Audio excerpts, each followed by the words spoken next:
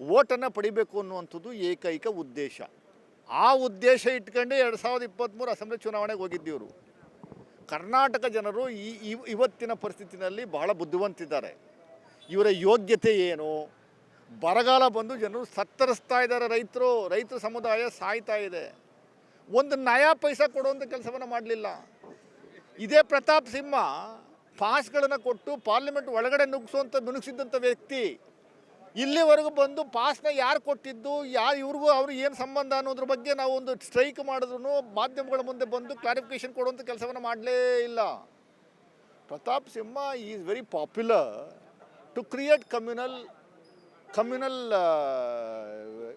Violence. ಅದ್ರ basis ಮೇಲೆ ಮುಂದಿನ ದಿನಗಳಲ್ಲಿ ಏನಾದರೂ 2024 ಚುನಾವಣೆಯಲ್ಲಿ ಗೆಲ್ಲಬಹುದಾ ಅನ್ನುವಂಥದ್ದು ಒಂದು ವ್ಯವಸ್ಥೆಯನ್ನು ನಿರ್ಮಾಣ ಮಾಡಿಕೊಂಡಿರೋದು. ಜನಗಳು ಭಾಳ ಬುದ್ಧಿವಂತರಿದ್ದಾರೆ. ಇವನ ಯೋಗ್ಯತೆಗೆ ಏನು ಅವ್ರು ಚಾಲೆಂಜ್ ಮಾಡಿದ್ದಾರೆ. 40 ವರ್ಷದ ರಾಜಕಾರಣದಲ್ಲಿ ಸಿದ್ದರಾಮಯ್ಯನವರು ಏನು ಕಡ್ದು ಕಟ್ಟಿ ಹಾಕಿದ್ದಾರೆ ಅಂತ. ನೀನು ಏನು ಕಡ್ದು ಕಟ್ಟಿ ಹಾಕಿದ್ದೆ 9.5 ವರ್ಷದಲ್ಲಿ ಅನ್ನುವಂಥದ್ದು ದಯಮಾಡಿ ವೈಟ್ ಪೇಪರಲ್ಲಿ ನಂಬರ್ 1, 2, 3, 4 ಅಂತ ಬಿಡುಗಡೆ ಮಾಡಪ್ಪ.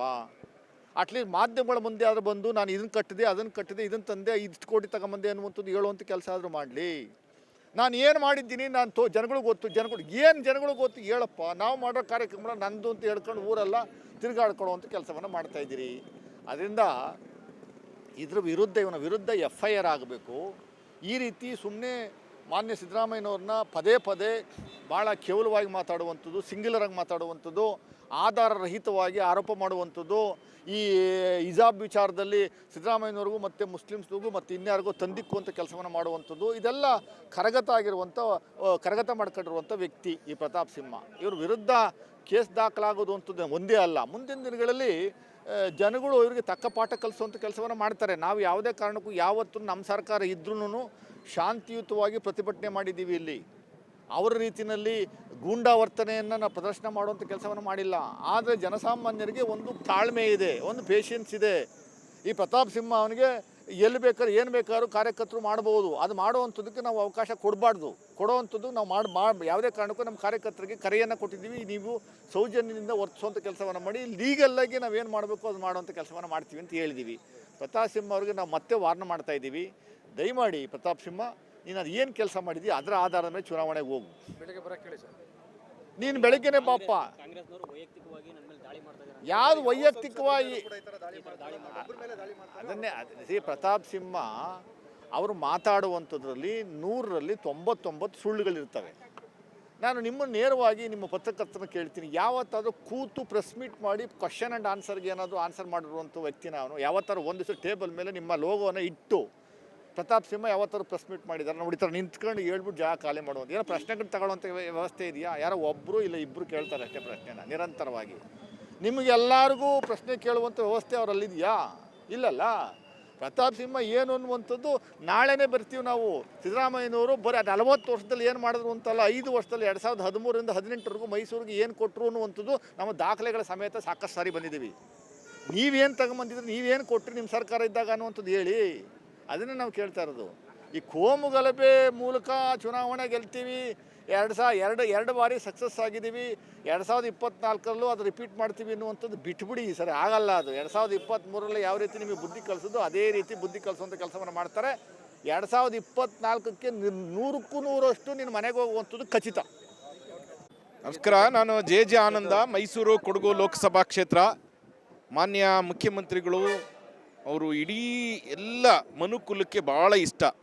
ಇಂಟೇರ್ ಕರ್ನಾಟಕಕ್ಕೆ 6.5 ಕೋಟಿ ಜನಕ್ಕೆ ಮನುಕುಲಕ್ಕೆ ಭಾಳ ಇಷ್ಟವಾದ ವ್ಯಕ್ತಿ ಅಂದರೆ ಮಾನ್ಯ ಸಿದ್ದರಾಮಯ್ಯನವರು.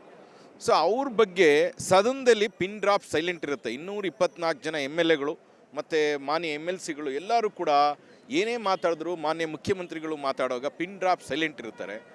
ಅದೇ ರೀತಿ ಮಾನ್ಯ ಯಡಿಯೂರಪ್ಪನವರು ಕೂಡ ಭಾಳ ಗೌರವಿಸ್ತಾರೆ ಮಾನ್ಯ ಮುಖ್ಯಮಂತ್ರಿಗಳ ಒಂದು ಕೆಲಸದ ಕಾರ್ಯವೈಖರಿಗೆ.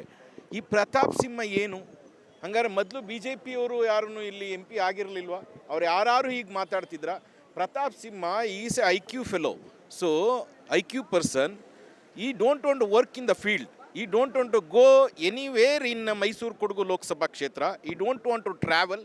ಸೊ ಹೀ ಈಸ್ ಟಾಕಿಂಗ್ ಬರೀ ಓನ್ಲಿ ಕಮ್ಯುನಿಕೇಷನಲ್ಲಿ ಮಾತಾಡಿ he want to become a MP.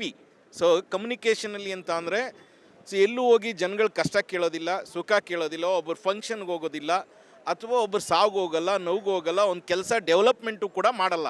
If U C in Delhi and Haryana ಸೈಡೆಲ್ಲ ಹೋದರೆ ಸೆಕ್ಟರ್ 1, 2, 3, 4, 5 ಅಂತ 26 ಸೆಕ್ಟರ್ ಡೆವಲಪ್ ಆಗಿದೆ.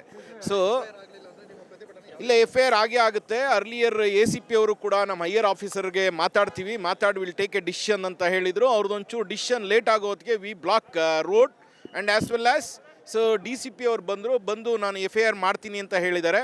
ಹಾಗಾಗಿ ಪ್ರತಾಪ್ ಸಿಂಹ ಇಂಥ ಕೆಲಸ ಬಿಡಬೇಕು. ಆಮೇಲೆ ಜನಗಳು ಫಸ್ಟ್ ತಿಳ್ಕೋಬೇಕು, ಮೈಸೂರು ಕೊಡಗು ಲೋಕಸಭಾ ಕ್ಷೇತ್ರದ 18 ಲಕ್ಷ ಜನಕ್ಕೆ ನಮಗೆ ಈ ರೀತಿ MP ಬೇಕೋ ಬೇಡವೋ, ಈ ರೀತಿ MP ಬೇಕೋ ಬೇಡವೋ ಅಂತ ತಿಳ್ಕೋಬೇಕು. ಆ್ಯಕ್ಚುಲಿ ಈಸ್ ಒಂಥರ ಕಮ್ಯುನಿಕೇಷನಲ್ಲಿ you want to win an election. ಕಮ್ಯುನಿಕೇಷನಲ್ಲಿ ಸಮಾಜಕ್ಕೆ ಬೇರೆ ಸಮಾಜ, ಆ ಸಮಾಜ, ಆ ರೀತಿ MP ಬೇಡ. ನಮ್ಮ ಮೈಸೂರು ಭಾಳ ಕೂಲ್ ಪ್ರದೇಶ, ಮಹಾರಾಜರಂತ ಆಳಿದಂಥ ನಾಡು, ಭಾಳ ಸಮಾಜ, ಭಾಳ ಎಲ್ಲ ಸಮಾಜನೂ ನಮಗೆ ಬೇಕು, ಎಲ್ಲ ಜನಗಳು ನಮಗೆ ಬೇಕು. ನಾವು ದೊಡ್ಡ ವ್ಯಕ್ತಿಗಳಿಗೆ ಬೈಯೋದೇ ಒಂದಲ್ಲ. ಸೊ ನಾವು BJP ಅವರು ಬೈಯೋದು, BJP ಅವರು ಕಾಂಗ್ರೆಸ್ ಬೈಯೋದೇ ಒಂದು ವೃತ್ತಿ ಅಲ್ಲ. ಪ್ರತಾಪ್ ಸಿಂಹ ಟೆಕ್ನಿಕಲಿ ಜನಗಳನ್ನ ಮೈಂಡ್ನ ಡೈವರ್ಟ್ ಮಾಡಿ ಈ want A election, win an election ಅಂತ ಈ ರೀತಿ ಮಾಡ್ತಿದ್ದಾರೆ. ಅದನ್ನು ಜನ ಫಸ್ಟು ವಾಟ್ ಈಸಿ ಅಂತ ತಿಳ್ಕೊಳ್ಳಿ. Thank you very much.